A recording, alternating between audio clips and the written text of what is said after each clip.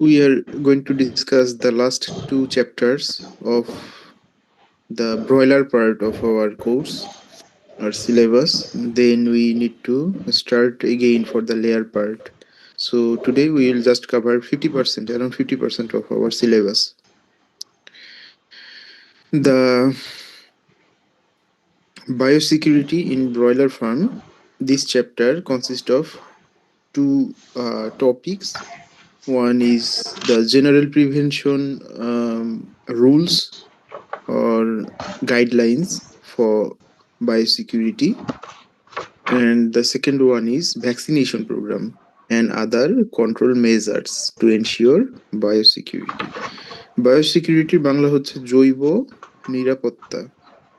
So what does it mean?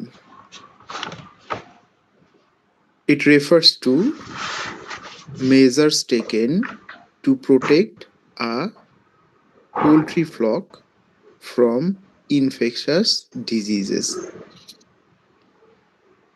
সেই ডিজিজগুলো হতে পারে bacterial, viral, parasitic or fungal. So the aim is to block the introduction of these microorganism and limit the spread of these microorganism. So অবজেক্টিভটা দুইভাবে বিবেচনা করতে পারি আমরা. একটা হচ্ছে আমাদের ফার্মে আমরা এই মাইক্রো অর্গানিজমগুলো আসতে দিব না, ইন্ট্রোডাকশন হতে দিব না. আরেকটা হচ্ছে যদি সামহাউ একটা শেডে they are being introduced somehow, then we will stop the spread of that microorganism to other shed of my farm and to other farms as well. Okay. The importance of biosecurity in broiler farms are as following: that these measure biosecurity ensure prevention of the entry and transmission of pathogens. So এই যে অবজেক্টিভটা আমরা বললাম এটা এখানে বলা হয়েছে. আরও importance বা অবজেক্টিভ রয়েছে: ইট reduces mortality and medication cost. যেহেতু আমরা ডিজিজ থেকে বাঁচানোর চেষ্টা করি, সো এখানে আমাদের মেডিকেশন কস্টটা রিডিউস হয় বা প্রয়োজন হয় না, আর ডিজিজ কম হলে মর্টালিটিও কমে যায়. Ensure healthy uniform growth and better feed efficiency. So আমরা হেলদি স্টক পাই বা ফ্লক পাই, এবং সেই ফ্লকটা যদি হেলদি হয় ইউনিফর্ম গ্রোথ হওয়ার পসিবিলিটি বেশি হয়. ডিজিজ হলে কিন্তু ইউনিফর্মিটি হ্যাম্পার্ড হয়. এটা আবার ইউনিফর্মিটি হায়ার করার জন্য ই করে, কন্ট্রিবিউট করে. Improve profitability and farm reputation. So profitability বাড়বে, we can understand, because disease কম হলে মেডিকেশন কম লাগবে, সেখানে মর্টালিটি কম হবে এবং আমাদের মেডিকেশনের কস্টও কম হবে. সেই দিক বিবেচনায় বায়োসিকিউরিটির জন্য আমাদের কিছু টাকা খরচ হলেও overall we see profit in this business. And also it matters about the farm reputation. So if your farm is like away from the disease causing organisms, or there is no history of disease outbreak in your farm, that will increase the reputation of your farm, and people or the wholesaler from around the country will look for your birds. And reduce risk of zoonotic diseases. So genetic ডিজিজের রিস্কও কমে যায় যদি biosecurity maintain করা হয়, কেননা biosecurity only not related to the birds but it also related to the workers working inside the farm. So they are also being affected by diseases, especially the genetic diseases. So that is how biosecurity can help them to stay away from this disease. There are many routes of introduction of microorganism in the birds. The routes are enlisted here, so you need to understand these all are hazard in our production system. So we need to take care of these one by one. Insect insect কিভাবে ক্ষতি করতে পারে? Insect হচ্ছে একটা they can be a carrier of microorganism, এবং এই ইনসেক্টগুলো মুরগির যে খাদ্যে যদি ময়েশ্চার বেশি থাকে সেখানে গ্রো করতে পারে, রাইট? সো তারা may cause disease in our birds. Similarly, rodents also may act as a carrier, and they will come if the feeds of the birds are available for them, or they can access the feed. They will come and they will spread the disease in the feed, so the feed will then carry and the disease to the bird. Wild bird থেকে দেখা যায় অনেক সময়, যদি আমাদের ফার্মের যে থাকে ফেন্সিং ব্যবস্থা গুলোর যদি ওই সিভ গুলো বড় হয়, হ্যাঁ, তাহলে কিন্তু সেখান থেকে পাখি ঢুকে যেতে পারে, এবং ঢুকে তারাও বিভিন্ন ওয়াইল্ড মাইক্রো অর্গানিজম ক্যারি করে। Similarly all other. সো এই ইগুলো অ্যাটলিস্ট এই যে ফ্যাক্টরগুলো রয়েছে এগুলো সম্পর্কে আমাদের কিছুটা ধারণা থাকা উচিত। I guess you do have. Then we have the general prevention measures to ensure biosecurity. The preventive measures can be discussed in different heads. We have here number one head is the farm location and design. So we have always told you that it is important to keep the farm in isolated area. Not so isolated that marketing is difficult, but it should be isolated from other poultry farms and also from residential areas. At least 500 meter or 0.5 kilometer. This is the minimum, and it may have to be more than this according to the local guideline. হ্যাঁ, যে কমিউনিটিতে যেমন guideline আছে সেই অনুযায়ী এটা maintain করে চলতে হবে।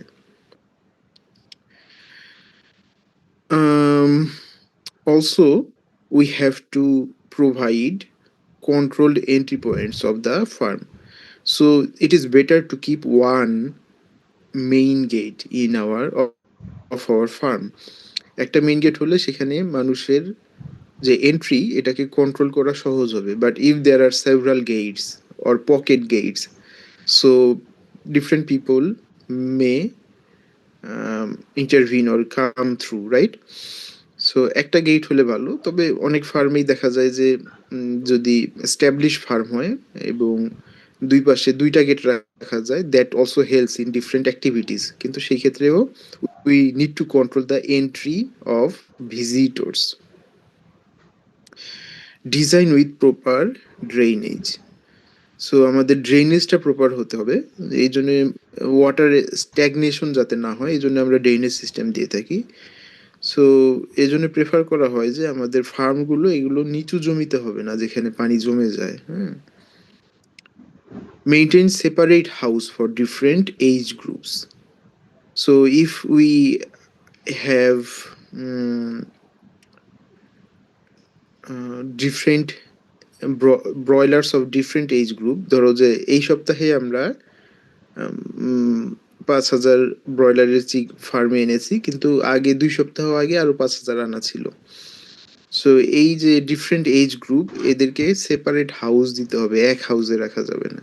হ্যাঁ, এবং এছাড়াও all in all out system follow করতে হবে। সো এটা হচ্ছে এমন একটা সিস্টেম যেখানে সবগুলো মুরগির বাচ্চা, যেমন এই যে 5,000-এর কথা বললাম আজকে আসবে, এই 5,000 একদিনে আসলো, আবার একই দিনে এগুলো মার্কেটিং হয়ে যাবে। All in at the same day and all out at the same day, একসাথে মার্কেটিং হবে। এমন করা যাবে না যে এই 5,000 থেকে আমরা হয়তো 2,000 বিক্রি করলাম, আর ৩,০০০ রেখে দিলাম, আবার এটা পরবর্তীতে বিক্রি করব। এই ধরনের যদি অ্যাক্টিভিটি আমরা করি তাহলে দেখা যায় যে বার্ডগুলো বেশি ডিজিজ দ্বারা আক্রান্ত হয়। কেননা আমরা যখন ক্যাচ আউট করি, বার্ডগুলোকে পিক আপ করি আর কি, হারভেস্ট করি বিক্রির জন্য, ওই সময় কিন্তু বিভিন্ন বাইরের মানুষের এন্ট্রি ঘটে ওখানে, বার্ডগুলো স্ট্রেসড হয়, বিভিন্ন ইকুইপমেন্ট ইউজ করা হয়, সো এগুলো ডিজিজ ক্যারিয়ার হিসেবে কাজ করতে পারে। এই জন্য all in all out system follow করতে বলা হয়। এটা একটা শেডের জন্য প্রযোজ্য, তবে আমাদের ডিফারেন্ট শেডে যদি ডিফারেন্ট এজের বার্ড থাকে সেগুলো আমরা ভিন্ন ভিন্ন দিনে মার্কেটিং করতেই পারি, তো একটা শেডের সবগুলো বার্ডকে একদিনে আউট করতে হবে। দেন entry control and sanitation program as a measure of general preventive measure for biosecurity. We have to restrict visitor access. Only authorized persons are allowed to visit our farm. Then we need to provide food baths with disinfectant at every entry and exit. ফার্মের সকল entry এবং exit পয়েন্টে footbath দিতে হবে। Footbath হচ্ছে, এখানে দেখা যাচ্ছে একটা ফুটবাথ, পা ভেজানোর জায়গা। সো অ্যাকচুয়ালি পা না, এখানে আমরা জুতা ভেজাই, হ্যাঁ, বিকজ জুতার যে বটম যে সোল আছে বা তলা আছে, এখানে কিন্তু বিভিন্ন ধরনের ময়লা আবর্জনা সাথে microorganism they can come through, so we need to ensure those are destroyed. So এই ফুটবাথে যেটা থাকে এখানে ডিসইনফেক্টেন্ট থাকে, এখানে জুতাটা ভিজিয়ে নিলে all microorganisms are being destroyed or killed there. So footbath থাকতে হবে এবং এটা থাকতে হবে সকল এন্ট্রি এবং এক্সিটে। সো ফার্মের যে মূল ফটক বা মেইন গেট সেখানেও থাকতে হবে, পাশাপাশি প্রতিটা শেডের সামনে এরকম ফুটবাথ থাকতে হবে, এবং শেড থেকে বের হবো যে দিক দিয়ে এক্সিট পয়েন্ট, এক্সিটেও থাকতে হবে।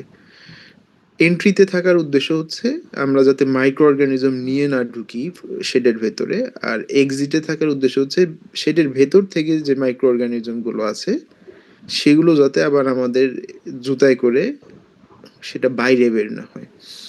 বাইরে বের যাতে না হয় এটা ইম্পর্টেন্ট কেন, কেননা ধরো যে এই ফ্লকটা যে শেডে আমরা প্রথমে ঢুকছি সেই শেডে 5 সপ্তাহ বয়সের ব্রয়লার আছে, কিন্তু এরপরে আমরা যে শেডে যাব ওই শেডে আছে হলো 2 সপ্তাহ বয়সের ব্রয়লার।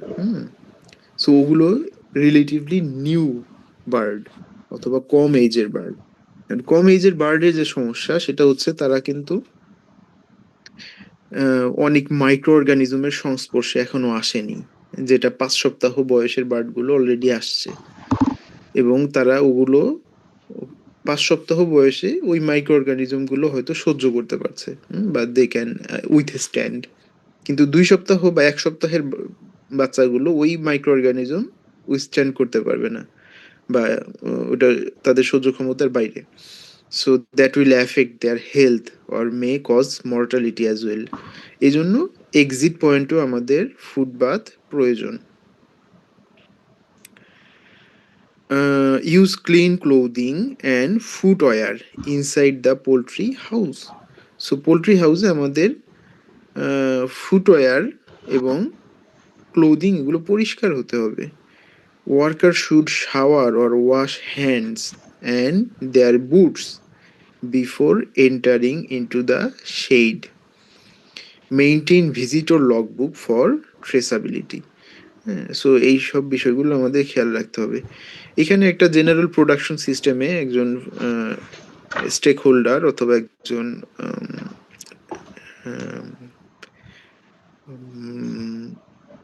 এমপ্লয়ি সে কিভাবে প্রবেশ করবে এইটা দেখানো হয়েছে।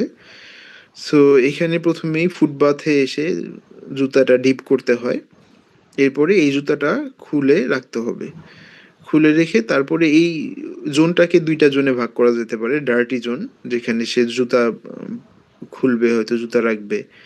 এরপরে ক্লিন জোনে যখন প্রবেশ করবে তখন কিন্তু তার কাছে তার জুতাটা নেই, জুতা ছাড়া এখানে প্রবেশ করবে। এইখানে স্পেশাল এই যে গামবুট থাকবে, এটা পরিধান করতে হবে। তারপরে যে ক্লোদিং গুলো আছে এগুলো পরিধান করতে হবে। তারপরে মাস্ক পরে he can enter into the shed. এখানে কিন্তু শেডে ঢুকছে মাত্র, শেডে ঢোকার আগে এত ফ্যাসিলিটি। হ্যাঁ, সো এটা হতে পারে একটা শেডের জন্য। আবার প্রতিটা শেডে এই ধরনের এই রাখা একটু জটিল। এজন্য এটা ফার্মের এন্ট্রি পয়েন্টে হতে পারে।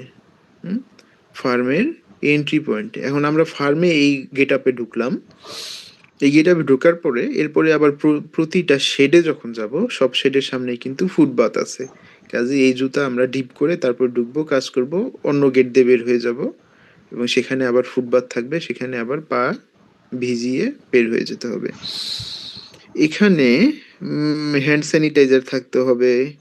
তারপরে আরেকটাই বিষয় ইম্পর্টেন্ট, এই যে এইখানে এই ১ নাম্বার ভদ্রলোকের যে এই অবয়ব দেওয়া আছে, সো ইনি যখন প্রবেশ করবেন তার আগে একটা করিডোর থাকে এখানে। হ্যাঁ, একটা করিডোর।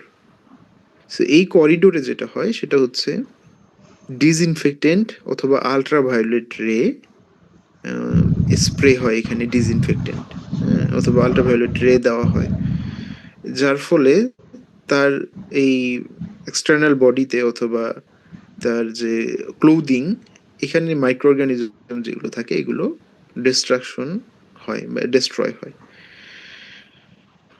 সো তোমরা ধীরে ধীরে আরো জানবা, আরো স্ট্রিক্ট ফ্যাসিলিটি আছে, বিশেষ করে ব্রিডার ফার্মগুলোতে কিন্তু শাওয়ার ছাড়া প্রবেশ করা যায় না। সো ফার্মে ঢোকার সময় এখানে আসার আগেই আমাদের শাওয়ার ফ্যাসিলিটি থাকতে পারে, অথবা এই ডার্টি পয়েন্টের ইন্ডে এবং ক্লিন পয়েন্ট শুরু হওয়ার আগে শাওয়ার ফ্যাসিলিটি, হ্যাঁ, এখানেই হবে। শাওয়ার ফ্যাসিলিটি পাশাপাশি ড্রেস চেঞ্জ করার জায়গা, দেন তারপরে entry. So quite strict in fact. এছাড়াও আমাদের ক্লিনিং এবং ডিসইনফেক্টেন্টের দিকে নজর দিতে হবে আমরা যদি ডিজিজ প্রিভেন্ট করতে চাই। প্রিভেনশন মানে নিশ্চয়ই তোমরা বুঝতে পারছো, এটা হচ্ছে আমরা ডিজিজ যাতে না হয়, হ্যাঁ, এই ব্যবস্থাপনা। আর ডিজিজ হয়ে গেলে তারপরে আমরা মেডিকেশনে যাই, তখন আর প্রিভেনশন না। সো প্রিভেনশন হচ্ছে before the occurrence of disease we want to prevent them or stop them. এই জন্য ক্লিনিং এবং ডিসইনফেকশনের দিকে নজর দিতে হবে। সো ক্লিনিং এবং ডিসইনফেকশন এগুলো নতুন ফ্লক আসার আগে কিছু অ্যাক্টিভিটি আছে। আবার ফ্লক আসার পরে, ফ্লক যখন অলরেডি রেয়ার হচ্ছে আমাদের ফার্মে বা শেডে, সেই সময়ও কিছু অ্যাক্টিভিটি রয়েছে। যেমন যখন নতুন ফ্লক আসবে তার আগে আমাদের আগের ফ্লকের যে লিটার ছিল, ম্যানিউর ছিল, এগুলো কিন্তু রিমুভ করে ফেলতে হবে। তারপরে আমাদেরকে ওই এই শেডটা ওয়াশ করতে হবে, ফিডার, ড্রিঙ্কার এগুলো ধুয়ে ফেলতে হবে, এবং এগুলো ধোয়ার জন্য আমরা ডিটারজেন্ট, ডিসইনফেক্টেন্ট এগুলো ব্যবহার করে থাকি যেখানে যেটা প্রযোজ্য। এরপরে আমরা কি করি, যেটা হচ্ছে এই যে ঘরটা আগের ফ্লক যেখানে হয়েছে, রেয়ার আপ হয়েছে, সেটাকে আমরা কিছুদিনের জন্য ফাঁকা রাখি, এমটি,